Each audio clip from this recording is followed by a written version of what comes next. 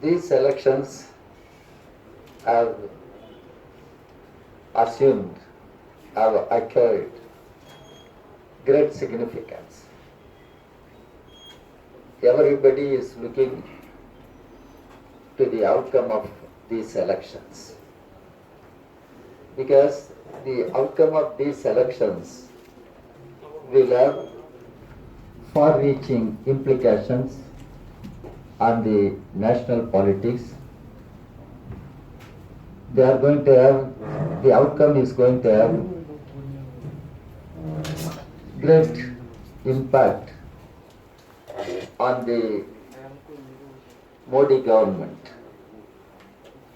because the outcome is likely to indicate the beginning of the fall of Modi government at Delhi. That is one reason why Prime Minister Modi and Home Minister Amit Shah have become so desperate.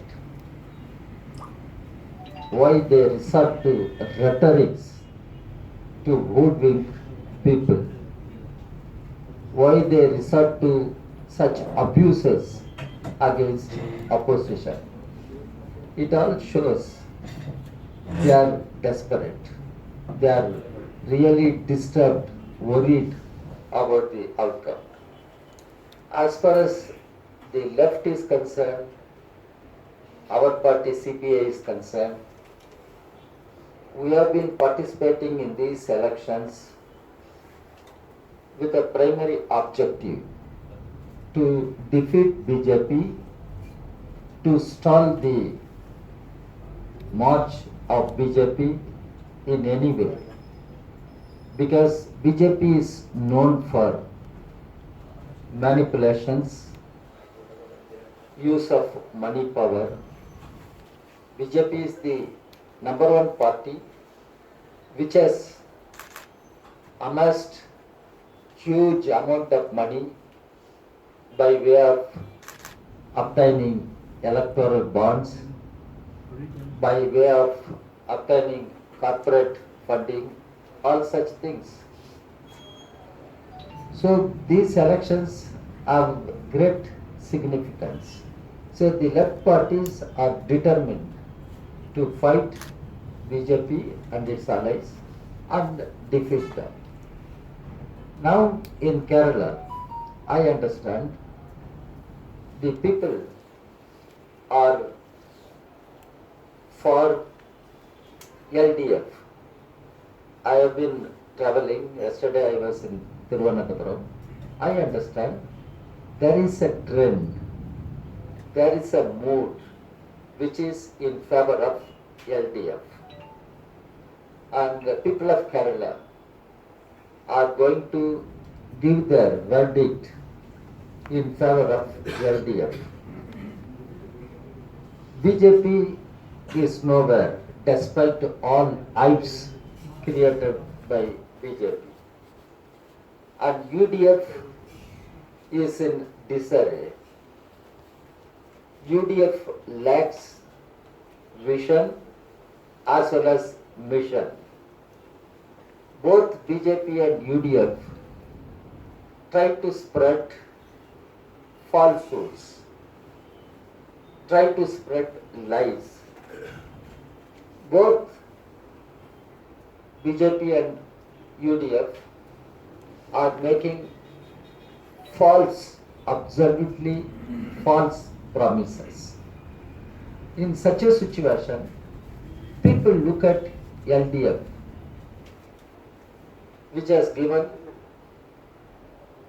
remarkable performance during crisis periods in the state of Kerala, during the floods and heavy rains which caused enormous devastation, during pandemic which created huge problems for all sections of the people across the country, also in Kerala. But on all these issues, LDF has done remarkable work, and the performance of LDF is appreciated by everywhere. Even during this pandemic period, the public distribution system has been strengthened and utilized in a more constructive way to reach out every family with that kit, not to allow anybody to starve or not to allow anybody to fight for their survival.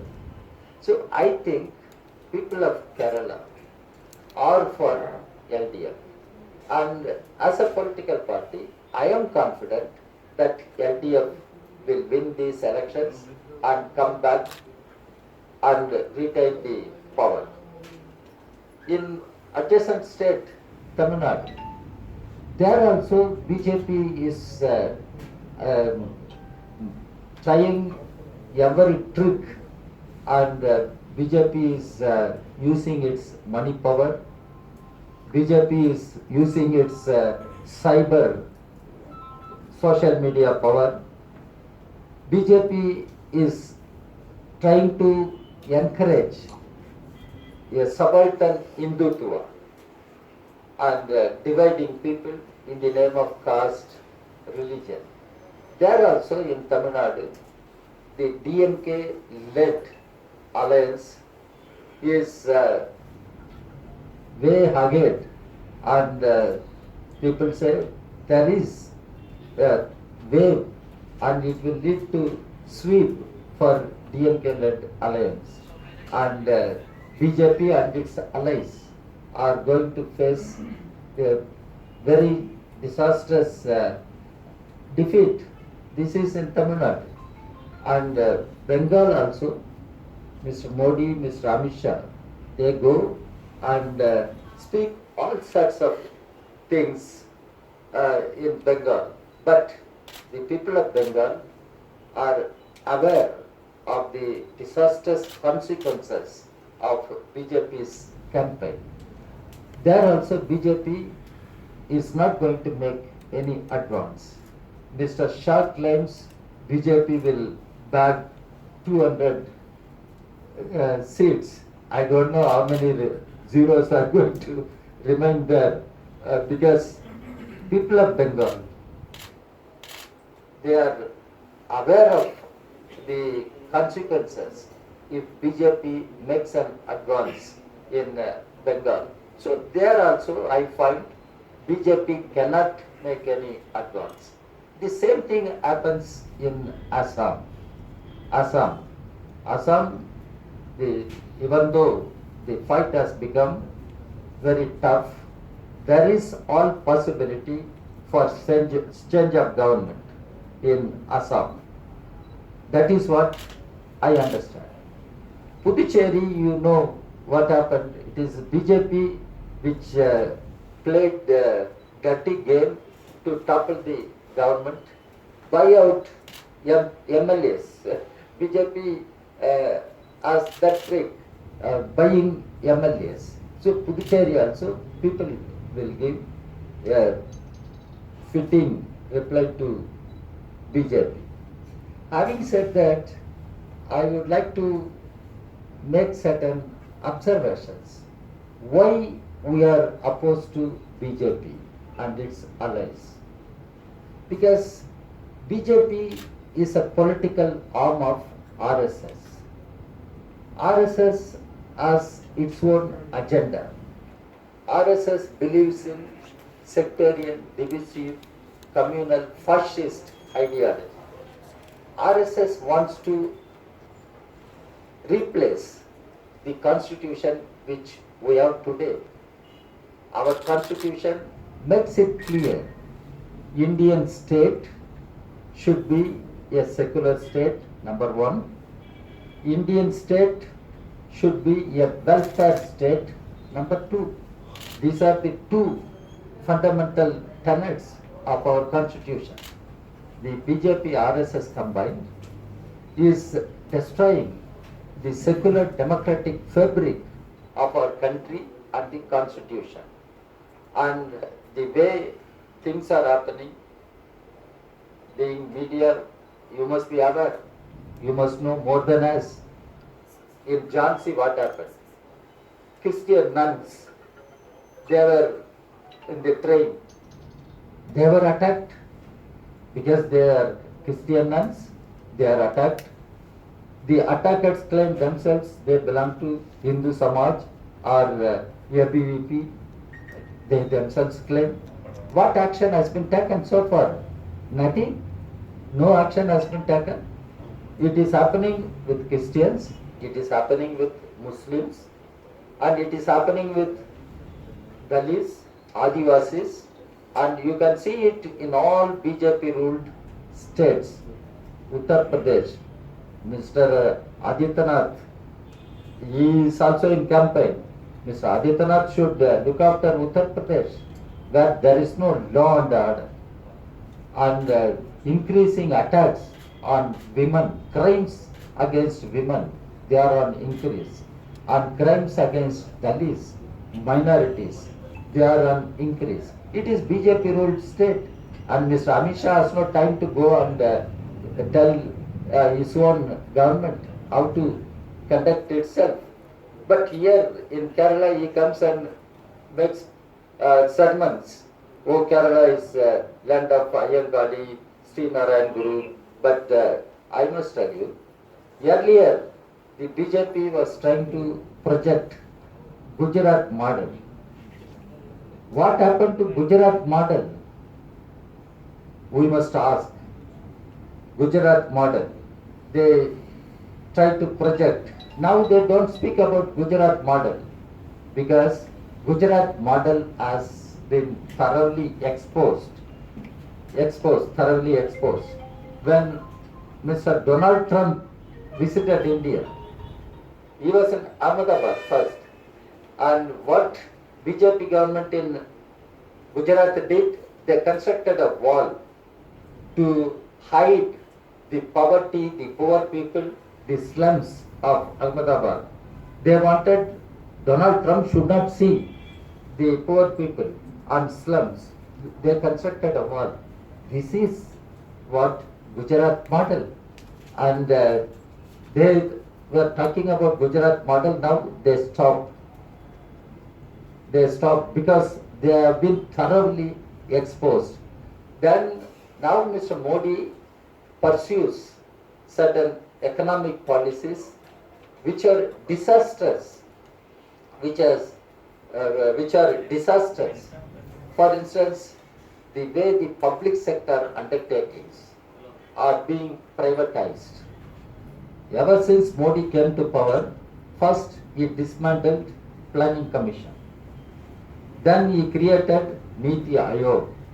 Through Niti Aayog, he started pursuing drastic disinvestment program. Finally, they have recently admitted this government stands for privatization of every sector, public sector. What is public sector? They are the natural resources which belong to the people, our people. And all public sector industries, undertakings were built by the sweat and blood of our working people. And they are being handed over to certain crony capitalists who are friends of Modi, Ambanis, Adanis. In Kerala, I don't need to explain. Thiruvananthapuram Airport, whom it is given, why it is given. Modi stands for whom? Modi government is committed to serve the interests of corporate houses, big business houses. Modi doesn't care for the people and the country as a whole. That's why BJP rule has to be ended. BJP must be taught a lesson, and people in these elections are really, people are going to give a lesson to BJP and tell BJP that people will stand unitedly to save the nation, to save the constitution and take the country forward. So these are all consequences which are there in the outcome of these assembly elections. These assembly elections. That's why in Kerala, I appeal through you, the people of Kerala must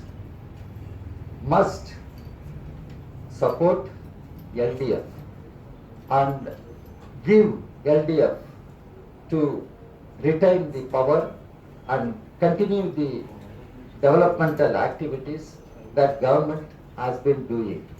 So the future of Kerala lies with the LDF. Future doesn't lie with the UDF or BJP. The future of Kerala, the future of people of Kerala, they are with LDF. This is what I would like to tell you at this point of time. If you have any thing. So the news just coming in is that state government has decided to conduct a judicial inquiry into the investigations of central agencies in Kerala. How do you see it?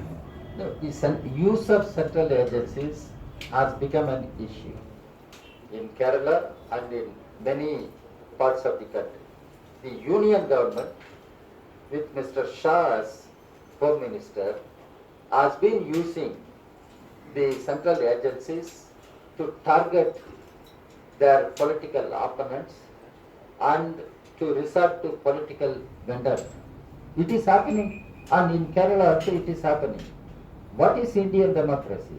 I said it in Trivandrum also. The three fundamentals of our Indian democracy. One, independent judiciary. The other one, neutral election commission, which has the mandate to conduct free and fair elections. Then the rule of law. But BJP doesn't care for these three, and BJP government tries to use all agencies under its control to target opponents, and they try to undermine the very judiciary also, and they try to influence the judicial process on every issue. These are really challenges before the people. So you see this judicial inquiry as the need of the hour because is that a good amendment, the state government conducting a judicial inquiry into the investigation of central agencies? I think it is not only LDF government, several other governments are going to raise this issue. People are going to raise this issue. What is the role of central agencies? After all, India is a country with tremendous diversities. And India is a country, we have elected parliament, we have elected state assemblies. That shows the federal system of governance in India. But Modi government is really undermining the federal system of governance. It is snatching the political powers, financial powers of state governments. For instance, I am telling you, since you have asked that question, GST, when Modi was Chief Minister of Gujarat, Gujarat government opposed GST. When Modi became Prime Minister, one nation, one tax, he brought the GST. GST has adversely impacted the finances of all state governments, Kerala also included. Then, but they use all the agencies to undermine the elected governments. Then the question comes up, why central agencies are misused? That question comes up and it needs to be addressed. And union government cannot say they are not using central agencies. It is known to everybody.